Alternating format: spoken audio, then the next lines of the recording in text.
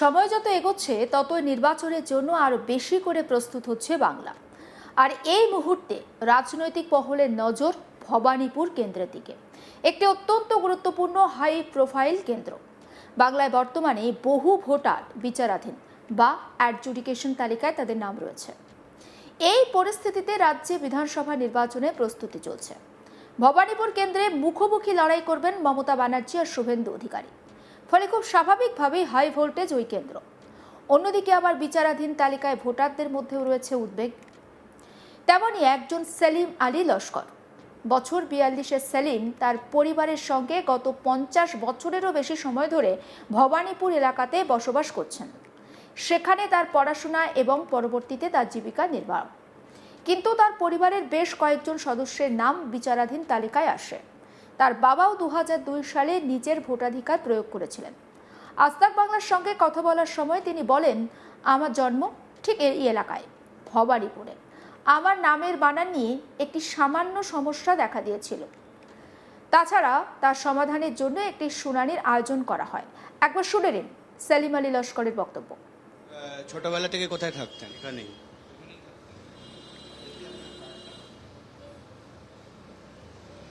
পাশে কর্পোরেশন অফিসে আমার এখানেই জন্ম, সরকারি হসপিটালে। সব এখানেই। আমার বাবা মা সব এখানেরই জন্ম, আমিও এখানে খাই। দাদুরা ক্যানিংয়ে থাকতো, তারপর থেকে এখানেই।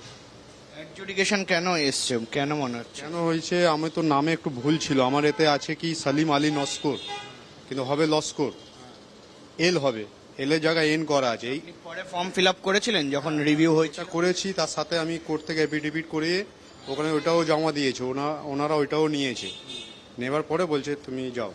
এখন কি দেখতে পাচ্ছেন আপনার যে অ্যাডজুডিকেশন যে সাপ্লিমেন্টারি লিস্ট বেরিয়েছে, ওটাই দেখতে পাচ্ছেন নিজের নাম? হ্যাঁ, এতে আমি দেখলাম।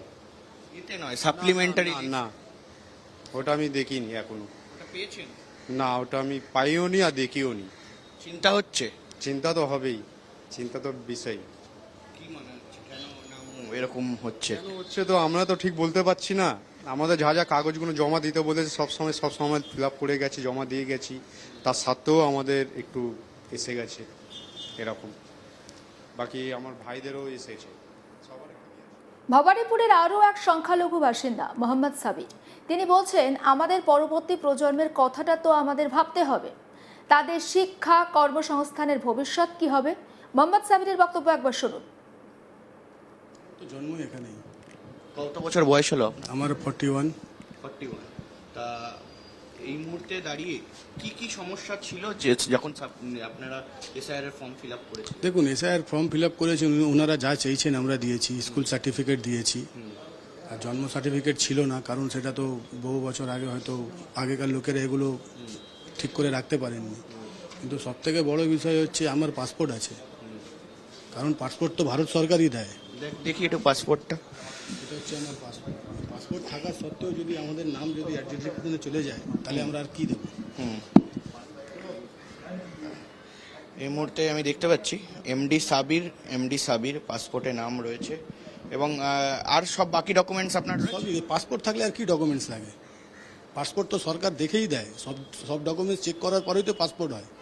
পাসপোর্ট ছাড়া আর কি দেবে মানুষ? এর থেকে বড় আর কিছু আছে আমাদের ভারত সরকারের কাছে পাসপোর্ট ছাড়া?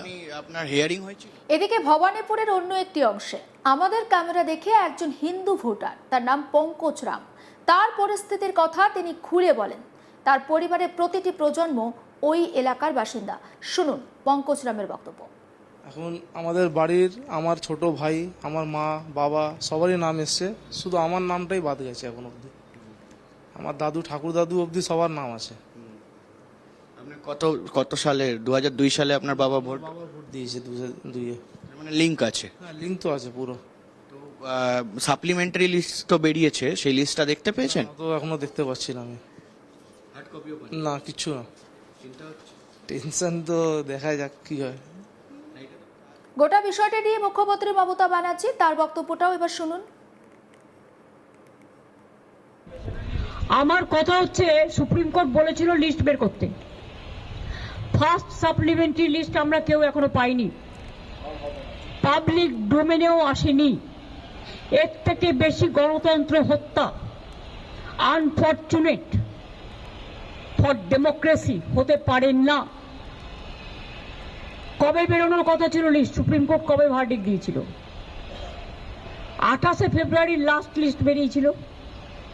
তারপরে অ্যাডজুডিকেশনের লিস্ট এতদিন ধরে হিয়ারিং হলো, তাতেও তো 50% নাম আমি শুনেছি কেটে কেটে বাদ দেওয়া হয়েছে এবং দেখে দেখে বাদ দেওয়া হয়েছে। এদিকে কমিশনের পক্ষ থেকে বিশেষত পশ্চিমবঙ্গের মুখ্য নির্বাচনী আধিকারিকের দপ্তরের হয়ে এই বিষয়টি নিয়ে কথা বলতে গিয়ে রোল অবজারভার সুব্রত গুপ্ত তিনি জানালেন, সমস্ত বিধানসভা কেন্দ্রের ভোটার তালিকা এখনো পুরোপুরি প্রকাশ করা হয়নি। যেসব নির্দিষ্ট বুথ বা কেন্দ্রের তালিকায় নিযুক্ত বিচার বিভাগীয় আধিকারিকরা এখনো স্বাক্ষর করেননি, সেই তালিকাগুলো এখনো অপ্রকাশিত রয়ে গেছে। স্বাক্ষরের প্রক্রিয়াটি সম্পূর্ণ হলেই সংশ্লিষ্ট তালিকাগুলো সর্বসাধারণের জন্য প্রকাশ করে দেওয়া হবে। শুনে নিন রোল অবজারভার সুব্রত গুপ্তের বক্তব্য। মুখ্যমন্ত্রী আজকের অভিযোগ করছেন যে আপনারা ইচ্ছে করে এটা ডিলিট মানে 12টার সময় প্রকাশ করছেন, ইচ্ছা করে এই নামগুলো দিচ্ছেন না, মানে 26 লক্ষ বা 27 লক্ষ যেটাই হোক আপনারা ইচ্ছা করে দিচ্ছেন না। আমাদের ইচ্ছে অনিচ্ছার উপর তো কিছু নির্ভর করছে না। যে যখন কোনো রোল ডিজিটালি সই হয়ে যাবে সেইটা ইলেকশন কমিশনের কাছে গেলে সেটা পাবলিশড হয়ে যাবে। এখন কালকে রাত 12টায় হয়েছে না রাত 11টায় হয়েছে সেটা প্রশ্ন নয়, প্রশ্নটা হচ্ছে যে রোলগুলো যেগুলো ওরা পাঠিয়েছেন সেগুলো পাবলিশ হয়েছে কিনা, সেটা আমরা কনফার্ম করছি যে পাবলিশ হয়েছে। তবে ভবানীপুর কেন্দ্রে এত সংখ্যালঘু ভোটারের নাম বিচারাধীন তালিকায় থাকায় ওই কেন্দ্রে তৃণমূলের সংখ্যালঘু ভোট ব্যাংকের ঠিক কী হবে তা নিয়ে ইতিমধ্যে প্রশ্ন উঠতে শুরু করেছে বিভিন্ন মহলে। আর এই বিষয়ে আমার কলিগ অনির্বাণ সিংহ রায় তার রিপোর্টে ঠিক কী তুলে ধরছে, আসুন দেখা যাক।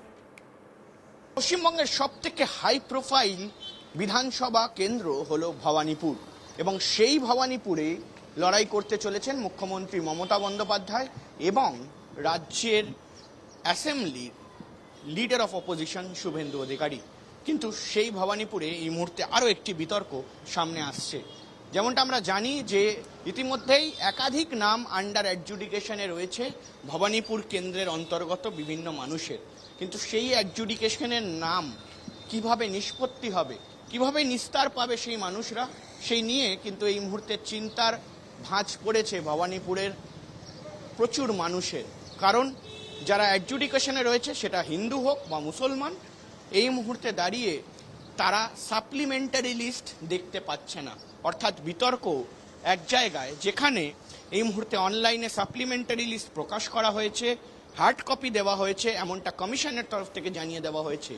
সেই সাপ্লিমেন্টারি লিস্ট কিন্তু ভবানীপুর কেন্দ্রের অন্তর্গত কোনো বুথে দেখা যাচ্ছে না, এমনটাই এই মুহূর্তে মানুষের অভিযোগ, এমনটা তৃণমূল কংগ্রেসের অভিযোগ, এবং বিএলওরাও বলছেন যে তারা হার্ড কপি এখনো পর্যন্ত হাতে পাননি।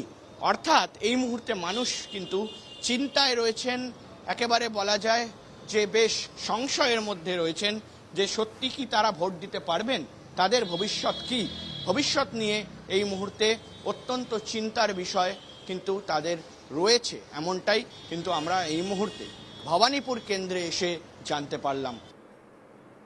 সমস্ত আপডেট আপনাদেরকে দিতে থাকবো, অবশ্যই নজর রাখবেন আজ তাক বাংলায়, সাবস্ক্রাইব করতে ভুলবেন না।